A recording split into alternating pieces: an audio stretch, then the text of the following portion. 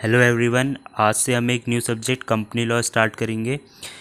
तो हम company law में सबसे पहले कौन सा एक्ट पढ़ते हैं, तो we study companies act 2013 under company law. तो सबसे पहले हम इसकी थोड़ी हिस्ट्री देख लेते हैं कंपनीज एक्ट की। तो first time in the year 1850 companies act 1850 came in India which is based on English company act 1844। देखिए, इंडिया इंडिपेंडेंट हुआ था ईयर 1947 में, लेकिन 1850 में जो है first time companies act 1850 India के लिए बनाया गया, जो बेस्ड था कंपनीज एक्ट 1844 पर। देन इंग्लैंड में new act came into force, that is English companies act 1856, और जिस पर बेस्ड था इंडिया में भी एक न्यू एक्ट आया जिसका नाम था companies act 1857। Then companies act 1866 which is based on English company act 1862। उसके बाद इंग्लैंड में आया इंग्लिश कंपनी एक्ट 1862, और उस पर बेस्ड इंडिया में क्या कौन सा एक्ट आया, कंपनीज एक्ट 1866। मतलब जैसे जैसे इंग्लैंड ने अपने कंपनीज एक्ट को इम्प्रूव किया, उसमें चेंजेस लाए, साथ साथ वो इंडिया में भी उस पर बेस्ड चेंजेस कंपनी एक्ट में करते रहे। फिर then companies act 1913 which was based on English companies consolidation act 1908। फिर इंग्लैंड में एक एक्ट आया इंग्लिश कंपनीज कंसोलिडेशन एक्ट 1908, और उस पर बेस्ड इंडिया में आया companies act 1913। Then after India got independent, और first time in independence India जो कंपनीज एक्ट आया वो था companies act 1956, which was based on English companies act 1948। ठीक है। Then after many amendments in companies act 1956 and based on the situation of Indian industry, a new act come which is known as companies act 2013। देखिए, companies act 1956 के बाद companies act 1956 में काफ़ी amendments हुई, काफ़ी changes आए, and at last in 2013 एक new act आया विच जिसका नाम क्या था, कंपनीज एक्ट 2013, जो बेस्ड था आपके कंपनीज एक्ट 1956 और इंडियन इंडस्ट्री की सिचुएशन पर। और इसी एक्ट को हमने जो है पढ़ना है, कौन से एक्ट को, कंपनीज एक्ट 2013 को। तो उसके बाद एक क्वेश्चन आता है कि what is the requirement for making companies. तो देखिए, क्वेश्चन क्या है कि हमें कंपनी बनाने की क्या ज़रूरत है, क्योंकि हमारे पास और भी तो ऑप्शंस थे। जैसे किसी सिंगल बंदे ने बिजनेस करना है तो सोल प्रोप्राइटर ऑप्शन है, और ज़्यादा लोगों ने मिलकर करना है तो वहाँ पे पार्टनरशिप कर लो। तो फिर कंपनीज क्यों आई, इनकी क्या ज़रूरत है। इतना ज़्यादा जो पेपर वर्क होता है कंपनीज़ में, फॉर्मेलिटीज़ होती हैं, उन सब से हम बच जाएंगे। और देखिए, एक चीज़ ये है कि बहुत बड़े लेवल पर करना है काम, तो इसलिए कंपनीज चाहिए, ये भी एक रीज़न है। पर बहुत बड़े लेवल पर काम जो है हमारी बहुत सी पार्टनरशिप टाइप ऑर्गेनाइजेशंस करती हैं, और कर रही हैं इस टाइम पे भी। तो फिर एक जो मेन रीज़न है वो क्या है, तो देखिए, जो सोल प्रोप्राइटर है उसमें क्या है, आपकी लाइबिलिटीज़ जो हैं वो अनलिमिटेड है। सोल प्रोप्राइटर में आपकी लाइबिलिटीज़ जो हैं वो अनलिमिटेड हैं। मान लीजिए आपने कोई एक कपड़ों की शॉप ओपन कर ली और उसमें आपको बहुत लॉस हो गया, या फिर चोरी हो गई, और आपने जो सामान होलसेलर से लिया था वो क्रेडिट पर लिया था। अब आपके पास उसको देने के लिए रुपए हैं नहीं, तो वो होलसेलर जो है वो आपकी पर्सनल प्रॉपर्टी बेच कर अपने रुपए ले सकता है।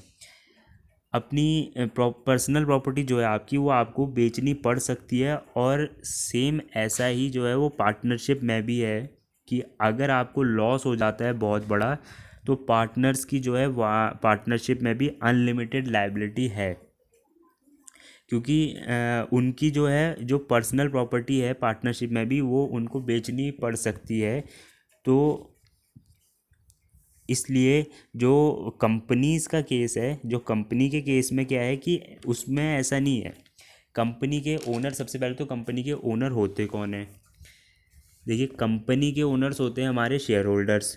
और अगर कंपनी को कभी बहुत बड़ा लॉस हो जाए या कंपनी डूब भी जाती है, यानी इंसॉल्वेंट भी हो जाती है, फिर भी शेयर होल्डर्स की जो लाइबिलिटी रहेगी वो लिमिटेड ही रहेगी। अब वो लिमिट क्या रहेगी, ये हम आगे की क्लासेस में देखेंगे।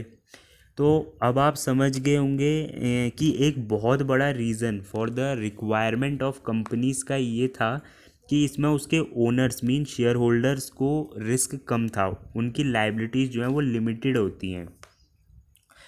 तो the company act 2013 was enacted to consolidate and amend the law relating to the companies। देखिए, कंपनीज एक्ट 2013 जो है वो कॉन्सोलिडेट करता है, मीन्स इकट्ठा करता है एक जगह जितने भी लॉज हैं रिलेटेड टू कंपनीज। अगर आपको कुछ भी देखना है कंपनीज से रिलेटेड लॉ, तो आपको कहीं किसी और एक्ट या लॉ को ढूंढना नहीं पड़ेगा, आपको सब एक साथ एक जगह मिलेगा कंपनीज एक्ट 2013 में। तो ये होता है कॉन्सोलिडेट करना, और ये अमेंड करता है ये लॉज को which are related to companies. तो उसके बाद द कंपनीज एक्ट 2013 कंटेन्स 470 sections and 7 schedules. The entire act has been divided into 29 chapter. Companies act 2013 में कितने सेक्शंस हैं? 470 सेक्शंस हैं एंड 7 शेड्यूल्स हैं। और जो हमारा पूरा कंपनीज एक्ट 2013 है वो डिवाइडेड है टोटल 29 चैप्टर्स में। Then the substantial part of this act is in the form of companies rules. देखिए, कोई भी एक्ट ला रहे हैं या एक्ट के किसी सेक्शन में कुछ अमेंडमेंट करना होता है, तो उसकी जो प्रोसेस है वो बहुत लंबी है। यानी वो बिल, पहले बिल आएगा, फिर बिल जो है वो पहले लोकसभा से पास होगा, फिर राज्यसभा से, उसके बाद जो है जॉइंट सेशन होते हैं कई बार, देन प्रेसिडेंट। तो काफ़ी लंबा प्रोसेस हो जाता है और जिसमें टाइम भी बहुत लगता है। तो गवर्नमेंट ने भी ये चीज़ ऑब्ज़र्व करी कि हम जो है हर बार इतना लंबा प्रोसेस तो नहीं कर सकते, क्योंकि जो हमारी जो मार्केट है उसमें काफ़ी जल्दी जल्दी चेंजेस आ रहे हैं, और उतनी जल्दी जल्दी हमें अमेंडमेंट्स भी करने पड़ सकते हैं। तो कुछ भी चेंज लाने के लिए गवर्नमेंट ने न्यू कंसेप्ट निकाला कंपनीज रूल्स का। अब रूल्स क्या हैं? देखिए, रूल्स एक तरह से जो सेक्शंस हैं कंपनीज एक्ट में, ये रूल्स जो हैं उनकी गाइडलाइंस हैं। जैसे किसी सेक्शन ने कहा यू शुड इशू प्रोस्पेक्टस, पर हाउ टू इशू प्रोस्पेक्टस, कौन सा फॉर्म फिल करना होगा उसके लिए, फॉर्म कहाँ मिलेगा, किससे कांटेक्ट करना है इसके लिए, उसके साथ क्या क्या डॉक्यूमेंट्स अटैच करने होंगे।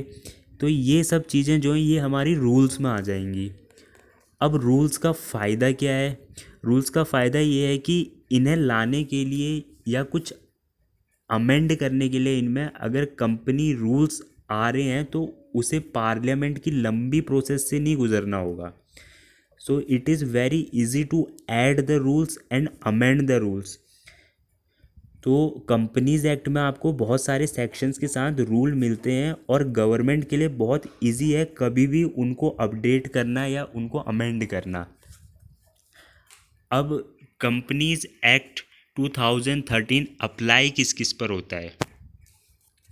तो फर्स्ट है, इस कंपनीज एक्ट जो है वो कंपनीज पर अप्लाई होता है।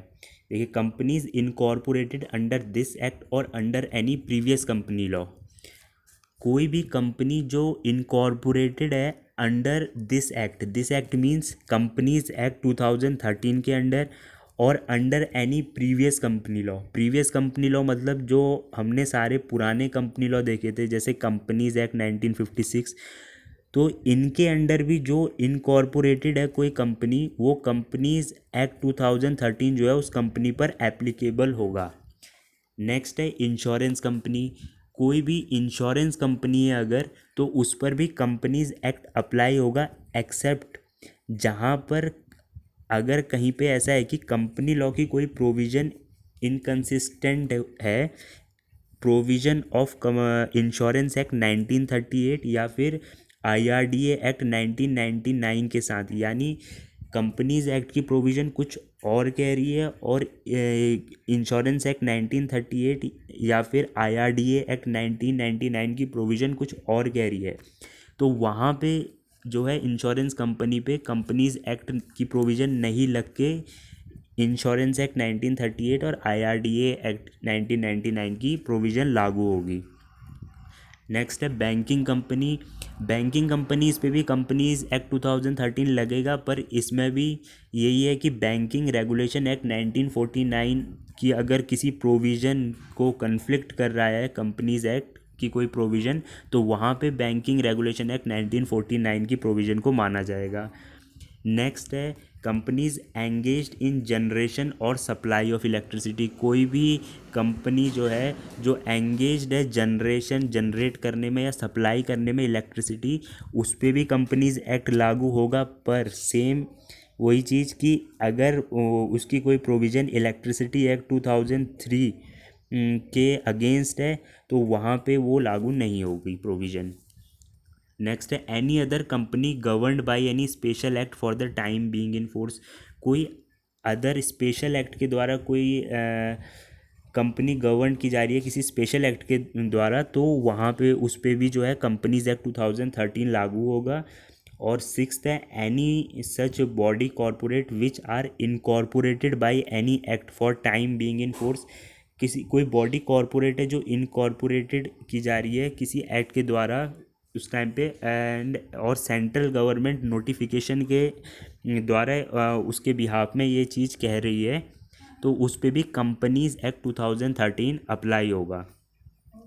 तो होप सो आपको समझ आ गया होगा। नेक्स्ट क्लास में हम कंपनी का मीनिंग और उसके फीचर्स देखेंगे। अगर आपको समझ आए तो please like share and subscribe. Thank you.